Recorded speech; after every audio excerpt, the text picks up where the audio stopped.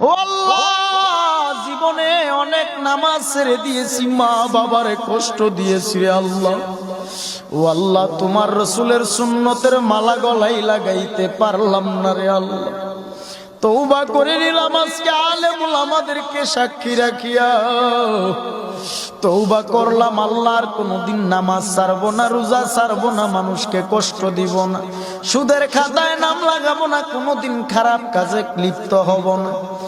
আমার আল্লাহর কাছে যদি একটা বার চোখে পানি ছেড়ে তওবা করতে পারো, আমার আল্লাহ এই মাহফিলের প্যান্ডেলের থেকে বের হওয়া মাত্র জিন্দেগির আমল নামার গুনাহগুলো ক্ষমা করতে পারে কি পারে না?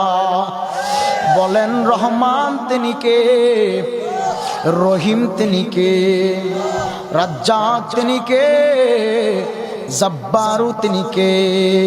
আমার আল্লাহ গফুরুর রহিম। আমার আল্লাহ কেমন রহমান, আমার আল্লাহ